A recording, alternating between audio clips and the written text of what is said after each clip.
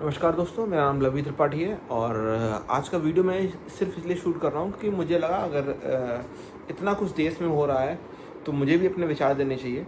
और जैसा कि आप लोग देख रहे हो कि हर इंसान अपना विचार दे रहा है। कोई कह रहा है सुरक्षा फेलियर है, कोई कह रहा है कि इसमें कश्मीरियों का हाथ था, कोई कह रहा है कि आतंकवादी पाकिस्तान से आए थे। तो मैं आप लोगों को बताना चाहता हूँ, हो सकता है सुरक्षा फेलियर हो। हालांकि सरकार ने ऐसी कोई कोशिश नहीं छोड़ी है कश्मीर में। जो भी कश्मीर गया वो इस मामले में बेहतर तरीके से समझ सकता है, बात कर सकता है। मैं सिर्फ मेरी बात हो सकता है वही लोग अच्छे से समझ पाएँ जो कश्मीर गए हैं या कश्मीर में कुछ दिन रुके हैं। मैं रुका हूँ, मैं 3 से 4 बार कश्मीर गया हूँ और मैंने देखा है वहाँ के लोग कैसे हैं। और कहते हैं ना 5 उँगलियाँ बराबर नहीं होती, तो आप हर जगह ऐसा होता है। ऐसा ज़रूरी नहीं कश्मीर में होता हो। आप नॉर्थ इंडिया में आएंगे, आप नीचे जाएंगे, ईस्ट साइड, वेस्ट साइड, सब लोग बराबर नहीं होते। तो ऐसे ही वहाँ पर सब लोग बराबर नहीं होते। कुछ लोग बहुत प्यारे हैं, बहुत ही प्यारे हैं। वो इतने प्यारे हैं कि आपको उनसे मिलके लगता है कि हाँ यार, ये अपने भाई हैं। मतलब you can spend time with them. इतना अच्छा लगता है उनसे बात करके। और मैंने ऐसे कश्मीरी लोग देखे और उनकी हॉस्पिटैलिटी का मैं फ़ैन हो गया। मैं आज भी मतलब पूरे देश में मैं अगर घूमा हूँ और मैंने इतनी अच्छी हॉस्पिटैलिटी कहीं भी नहीं देखी, तो वो कश्मीरी था जो मैंने जहाँ पर देखी इतनी अच्छी hospitality. That was a prince from the Pahalgam. Thank you Prince, अगर आप मेरा इस वीडियो को देख रहे हो। और प्रिंस एक मुस्लिम है और मैं पहलगाम की ही बात अगर हो रही है तो मैं पहलगाम की ही बात कर रहा हूँ। उनका होटल हयात रेजिडेंसी करके होटल है, is the owner of that hotel. और मैं 3 बार मिला हूँ, 2 या 3 बार मिला हूँ उनसे। और जब मैं फ़र्स्ट टाइम गया था उनके पास, तो आपको बताऊँ कि मैं उनके पास रुका, अपनी वाइफ के साथ गया था। फर्स्ट टाइम जैसे लोग हनीमून मनाने गए, इस बार ऐसा कुछ हुआ। मैं भी हनीमून पे वहीं गया था और मैंने देखा कि he is such a nice person. उसने अपनी पूरी फैमिली से मुझे मिलाया। कौन होटल का ओनर अपनी फैमिली से मिलाता है? एक चीज़। दूसरी बात, जब मैं वापस आ रहा था तो ही वॉज विद मी। वो मुझे स्टेशन तक छोड़ने गया। आप समझ रहे हैं ना? He advised me how to go from Pahalgam to Srinagar in a cheap fare. उसने मुझे बताया कि कैसे आप कम पैसे खर्च करके जा सकते हो श्रीनगर तक। उसने बताया आप यहाँ से कैब लीजिए, यहाँ से यहाँ जाइए, यहाँ से यहाँ जाइए। ठीक है, मैंने ली, मैं पहुँचा। आगे बीच में पड़ता है कश्मीर और मतलब पहलगांव और श्रीनगर के बीच में आता है अनंतनाग। फिर मुझे कैब जो थी अनंतनाग से चेंज करनी थी। मैं था, मेरी वाइफ थी और एक लड़की और थी जो उसी की होटल में रुकी हुई थी। That she is solo traveller. वो करीब 15-20 दिन से घूम रही थी वहीं पे कश्मीर में। वर्क फ्रॉम होम टाइप का करके अपने घूमती थी, बढ़िया एंजॉय करती थी। तो वो भी साथ में थी। तो मुझे थोड़ी हिम्मत थी कि क्योंकि फ़र्स्ट टाइम आपको बता रहा हूँ। डर मेरे अंदर क्या था, आपने देखा है ना कि ये सब कुछ इतना कुछ न्यूज़ में चलता रहता है, पत्थरबाजी, ये सब तो माइंड में था ही। तो डरा भी था मैं हालांकि। और कुछ कश्मीरी इस तरह से आपके डर का फ़ायदा उठाते हैं। वो हमेशा बोलेंगे कि आप कैब बुक करिए, अगर आप नहीं बुक करेंगे आपके साथ कुछ गलत हो सकता है, आप फैमिली के साथ हैं, इस चीज़ का ध्यान रखिए। इस तरह से वो आपको डराते हैं। वो एक लड़की थी, बोली कुछ नहीं होगा, आप मैं घूम रही हूँ यहाँ पे 15-20 दिन से, ऐसा कुछ नहीं होता। और वो कई बार आ चुकी थी इस तरह से। उसने 1-1 महीने के मतलब 3-4 साल में काफ़ी बार रुकी थी। तो अनंतनाग में पहुँचा। अब अनंतनाग पहुँचने के बाद मुझे वहाँ पर कैब वाला, मैंने कैब चेंज की, मतलब जो शेयरिंग टैक्सी थी मैंने चेंज की। और अब वो मुझसे, उसकी जो बात करने का तरीका था वो बिल्कुल अलग ही था। अब आप सोचिए, मैंने कहा ना 5 उँगलियाँ बराबर नहीं। एक प्रिंस मुझे मिला और एक मुझे वहाँ का टैक्सी कैब वाला मिला जो मुझे वहाँ से श्रीनगर तक ले जाना चाह रहा था। मैं उसकी कैब में बैठ गया। मैं वेट कर रहा हूँ, मतलब वहाँ पर 6 बजे का टाइम था लगभग। अब लोग कम आ रहे थे। अब उसकी बात करने का तरीका, मैंने थोड़ा सा मुझसे बात की, कहाँ से हो, तो मैंने उसको बताना स्टार्ट किया। वो स्टार्ट हो गया कि आपके वज़ीर आला यहाँ आए थे डल झील में और दूर से घूम के चले गए, डरपोक हैं। मतलब आपके वज़ीर आला क्या होता है यार? आपके भी वज़ीर आला है भाई वो। मतलब उनके बात करने का तरीका अलग है। वो थिंक तुम्हारा मुल्क हमारा मुल्क, आप समझते हैं ना? तो वो अभी भी हिंदुस्तान को अपना मुल्क नहीं मानते। कई लोग ऐसे हैं और कई लोग प्यार करते हैं, बहुत ज़्यादा प्यार करते हैं। हमसे या हमारे मुल्क से भी मैंने देखा। तो आप इसको डिफ़ाइन नहीं कर सकते, क्योंकि ऐसे हर जगह होते हैं। मतलब ये चीज़ें आपको हर जगह देखने को मिल जाएगी। एक बंदा मिला, वो बोल रहा है कि उस समय अफ़गानिस्तान वाला वो सीन चल रहा था, तालिबान और अफ़गानिस्तान की लड़ाई चल रही थी। तो जब गया था मैं, तो वो कह रहा था कि तालिबानी लड़ाके आने वाले हैं, एक एक लड़ाका इतना ताकतवर है कि भारत के 10-10 फौजियों से बड़ा है।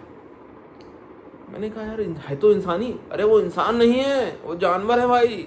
मैंने कहा अच्छा, सुन ली भाई उनकी बात भी समझनी चाहिए थी। मतलब वो ये सोचते हैं कि एक्चुअली वो वहीं रहे हैं, वहाँ से बाहर नहीं निकले, तो उन्होंने दुनिया नहीं देखी। फौज तो देखी है, लेकिन अपने भारतीय फौज की ताकत शायद अच्छे तरीके से नहीं जानते वो कितनी है, जो ऐसा बोलते हैं। मैं उनकी बात कर रहा हूँ, बाकी लोग समझते भी हैं।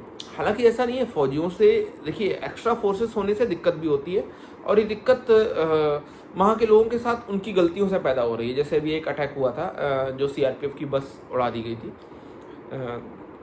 तो वहाँ पर क्या हुआ था, वहाँ पर कश्मीरी की गाड़ियाँ और इनका कॉन्वॉय एक साथ चलता था। कॉन्वॉय में टक्कर मारी और कॉन्वॉय को नुकसान पहुँचाया, काफ़ी हमारे सैनिक शहीद हो गए। तो उसके बाद से क्या किया, जब कॉन्वॉय निकलेगा तो सारी पब्लिक गाड़ियाँ रोक दी जाएंगी।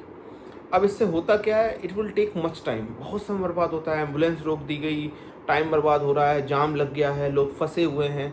तो लोगों को दिक्कत होती है, इसमें कोई दो राय नहीं। मैं भी फंसा, मुझे भी दिक्कत हुई।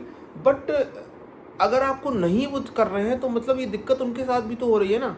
वो अपनी सुरक्षा के लिए ऐसा कर रहे हैं, कोई भी होगा यही करेगा। और एक्सपेंसिव बताता हूँ मैं आपको। मैं वहाँ पर एक साजिद भाई से मिला, जहाँ बोट हाउस में मैं रुका। इतना प्यारा लगा। मैंने 4 दिन की बुकिंग कराई थी, मैं आपको बताऊँ, बोट हाउस में। मैं 8 दिन बोट हाउस में रुका हूँ। इतनी अच्छी उनकी हॉस्पिटलिटी थी। मतलब मैं यही तो कह रहा हूँ ना कि इंसान इतना अच्छा है, जो बुरा है उसकी थॉट ही अलग है भाई। वो अलग ही टाइप की बात करता है। आप सुन लो, बस आपको सुनते ही बुरा लग जाएगा। आपको क्या लगे, क्या बात कर रहा है सामने वाला, ठीक है। उसके बाद मैं आपको बताऊँ, मैं एक जगह है दूध पथरी, वहाँ घूमने गया। मैं आपको बताता हूँ डिफरेंस अमीर और गरीब लोगों का वहाँ पे। तो 2 घोड़े वाले थे, और it was like 2 PM time, दोपहर के 2 बज गए थे। मैंने सोचा कि जाते थोड़ा सा वॉक करके आते। वो एक दूध पथरी पे 0 पॉइंट है, वहाँ तक नहीं जाएंगे। बट वो घोड़े वाला पीछे पड़ा था, भैया चलिए, भैया चलिए। आप सोचिए, फ्रॉम द स्टार्टिंग पॉइंट जो दूध का मतलब घोड़े का चार्जेस था दूध पथरी के 0 पॉइंट जाने का, दैट वॉज अराउंड 2300-2400 रुपये मांग रहे थे। थोड़ा सा आगे बढ़ा तो 1700-1800 हुए, थोड़ा सा और आगे बढ़ा तो 900 रुपये हुए। तो मैं आपको बताऊं, जब मैं आगे पहुंचा तो करीब हम लोग चल गए थे 1 किलोमीटर। तो 1 किलोमीटर चलने के बाद 2 लड़के मिले, छोटे छोटे थे। They are requesting, please sir कर लीजिए, मेरे लिए बहुत, मतलब हमारे फैमिली के लिए बहुत मदद हो जाएगी। तो ठीक है, मैंने कहा चलो चलता हूँ। तो आई आस्क्ड देम, कितना कमा लेते हो? तो उन्होंने बोला कि हम घोड़ा चलाने वाले हैं। एक घोड़ा चलाने वाला मरा है पहलगाँव में, इसलिए मैं उनकी बात कर रहा हूँ। और मुझे बहुत ही ज़्यादा हमदर्दी है उस इंसान के साथ, क्योंकि मैं उसकी फीलिंग को समझ सकता हूँ। आप लोग भी समझोगे। सर 200 रुपये दिहाड़ी पे काम करते हैं। वो 200 रुपये तब मिलते हैं जिस दिन मुझे सवारी मिलती है। और दूध पथरी एक बहुत फेमस स्थल नहीं है जहाँ पर रोज़ लोग आएँ। तो ज़्यादातर घोड़े, जिनके अच्छे घोड़े हैं, उनको मिल जाते हैं। हमको 200 रुपये अगर उस दिन मिलता है जिस दिन मुझे सवारी मिलती है। और आप सोचिए, वो करीब 4-5 किलोमीटर का ट्रैक था। 5 किलोमीटर जाना और 5 किलोमीटर आना पैदल। मतलब जिस जगह पर हम घोड़े पे बैठ कर जा रहे हैं, वहीं पर वो पैदल चल रहे हैं। आप समझ रहे हैं ना, है तो वो भी इंसान ही। और उन्हें मिलने कितने हैं? 200 रुपये मात्र। दिन में 1 चक्कर लगेगा या वो भी नहीं। तो आप समझिए, महीने के 4000 या 5000 जो बंदा कमा रहा है, वो अपने घर में क्या लेके आ रहा है। तो वहाँ पर वास्तव में, वहाँ पर जो गरीब है वो बहुत गरीब है। आप पहलगाँव जाएंगे, मैं पहलगाँव की बात हो रही इसीलिए मैं बात कर रहा हूँ। ड्राइवर थे, मैंने उनसे काफ़ी बातचीत की। तो he told me like that, जो जैसे वहाँ पर ये बेताब वैली और आरू वैली और चंदनवाड़ी 3 जगह जाने के, घुमाने का रास्ता है। जो गाड़ियाँ हैं वो मालिक की हैं, जो ड्राइवर चला रहे हैं वो 5000 रुपये महीना पे चला रहे हैं। क्या होता है 5000 रुपये? और इतनी रिस्की ड्राइविंग 5000 रुपये महीना पे। तो मैं ये नहीं कह रहा हूँ कि वो बहुत गरीब है। मेरा ये कहने का मतलब है, टूरिज्म उनकी जान है। अगर वो नहीं हम आप नहीं जाएंगे ना तो वो क्या खाएंगे, वो अपने भाई हैं। और एक्चुअली आपको बताऊं, जिसने भी ये किया ना वो यही चाहता है कि टूरिज़्म की रेड पिटे। और जब टूरिज़्म की रेड पिटेगी ना तो वो कश्मीरी जो 5,000 रुपये महीना कमाता था ना उसके पास 5,000 नहीं आएगा। और वो पेट पालने के लिए क्या करेगा, फिर वो पत्थर लेगा 200 रुपये 300 रुपये दिहाड़ी पे, उसको पत्थर चलाने को मिलेगा, वो पत्थर चला के खुश होगा। जो कश्मीर में पत्थर चलने बंद हुए हैं ना वो इसीलिए बंद हुए हैं क्योंकि कश्मीरियों के पास रोज़गार आया है। तो आप सभी से मैं निवेदन करूँगा कि बॉयकॉट मत कीजिए। आपको अगर सुरक्षा का कंसर्न लग रहा है कुछ दिन रुक के जाइए, आप देखिए वहाँ पर सबसे ज़्यादा सुरक्षित सिर्फ टूरिस्ट है। ऐसा पहली बार हुआ है कि टूरिस्ट के साथ कुछ गलत हुआ हो।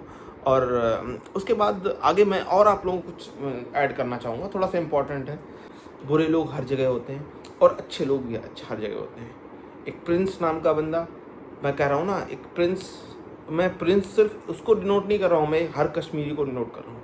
कुछ लोग ऐसे हैं, कुछ लोग साजिद जैसे हैं और कुछ लोग उस कैब ड्राइवर जैसे हैं जो मुझे डरा रहा था कि यहाँ पर आतंकवादी हैं या आप वजीर आला आए थे, आपके मुल्क में ये होता है, हमारे मुल्क में ये होता है। तो ये अलग अलग लोगों के थॉट ऑफ प्रोसेस है। हमें इससे ऊपर हटना है। हमें जानना है कि वो क्या चाहते हैं। वो चाहते हैं कि कश्मीरी लोग इससे अफेक्ट हों। मैं मानता हूँ ये हमला धर्म पे हुआ, मैं इसको एक्सेप्ट करता हूँ, ये हमला हमारे धर्म हिंदू धर्म पे हुआ, हमारे ऊपर हुआ, बट इसका मतलब ये नहीं कि हम उसको बॉयकॉट करते हैं। वो चाहते ही हैं ऐसा हो। इससे पहले लास्ट टाइम वैष्णो देवी हमला भी इसी समय हुआ था। ये सिर्फ जानी समझी चालाकियाँ या तरीके हैं ताकि कश्मीर में अशांति फैल सके, कश्मीरी युवा बेरोजगार हो जाए और वो गलत रास्ते पे चला जाए। मैं कोई इतना बड़ा लेक्चरर या वक्ता नहीं हूँ, बट मुझे जैसा लगा, मैंने जो देखा अपनी आँखों से, ये वो एक्सपीरियंस है जो मैं आप तक शेयर कर रहा हूँ। आप लोग का अगर कोई एक्सपीरियंस हो तो प्लीज़ कमेंट करके बताइएगा। मेरे हिसाब से हमें कश्मीर जाना चाहिए और समझना चाहिए वहाँ के लोगों को कि क्या गलत हुआ उनके साथ। और बिल्कुल जाइए कश्मीर, घूमिए। मैं भी गया था, मैं फिर जाऊँगा, कोशिश करूँगा इस साल भी। और एक चीज़ जो मैं भूल गया था कि सुरक्षा फेलियर हो सकता है। आप अगर कश्मीर जाएंगे तो देखेंगे इतनी आर्मी ना कहीं नहीं है आपकी सुरक्षा के लिए। वो जगह जगह पर रोड के किनारे जो मेन हाईवेज हैं उनके किनारे पे रोज़ सुबह और शाम आईडी चेक करते हैं। आईडी तो नहीं लगा, एक्सप्लोजिव की बात कर रहा हूँ मैं। और जगह जगह पे खड़े होकर सुरक्षा करते हैं। हम ही लोगों की सुरक्षा के लिए, आप सब लोगों की सुरक्षा के लिए लगे हुए हैं। इसमें कश्मीरियों का हाथ बिल्कुल नहीं है। अगर इसमें कश्मीरी शामिल होते ना तो वो अपने रोज़गार पे कभी लात नहीं मारते। मुझे पता है उनका फोकस इस समय इस चीज़ पे है कि उनका रोज़गार जा रहा है, बट वो अपने रोज़गार पर कभी लात नहीं मारते। ये इसमें कोई दो राय नहीं है। उनकी हॉस्पिटैलिटी बहुत अच्छी है। तो मतलब इस चीज़ को मैं पूरी तरह से डिनाई करूँगा कि इसमें कश्मीरियों का हाथ है। हाँ, ये बात पक्की है कि सुरक्षा फेलियर है ही है, क्योंकि ऊपर जब आप ऊपर जाते हो ना, नीचे से ऊपर, तो वहाँ पर एक्चुअली वो सेंटर है, बीच में है। वहाँ आतंकवादी कैसे आ गए, ये बहुत सोचने वाली बात है। मतलब बहुत ही ज़्यादा सोचने वाली बात है, वहाँ तक टेररिस्ट पहुँच कैसे गए इतनी आर्मी नीचे होने के बाद भी। आप नीचे होंगे, आप देखोगे इतनी वैली में आर्मी जगह, पहलगांव, हर जगह लगातार घूमते रहते हैं, लगातार आपकी सुरक्षा में लगे रहते हैं। आ गए, गलती हो गई, अब कहाँ से आए, वही बात है ना। वो ड्रेस को बैग में रख के लाए होंगे, बाद में रास्ते में पहन लिया, और गन्स भी ऐसे ही लाए होंगे। तो कहीं ना कहीं कुछ तो तरीका होगा, मैं नहीं कह सकता, बट मेरा कहना ये है कि ये एक सुरक्षा फेलियर तो है, बट इसमें कश्मीरियों का हाथ नहीं है। वो बहुत प्यारे हैं, उनको आप ब्लेम मत करिए। जो भी कर रहा है, मेरी आपसे हाथ जोड़ के निवेदन है, उनको ब्लेम मत करिए। मिलते हैं नेक्स्ट वीडियो में, तब तक के लिए bye bye, take care, have a safe ride, love you guys, जय हिंद, जय भारत।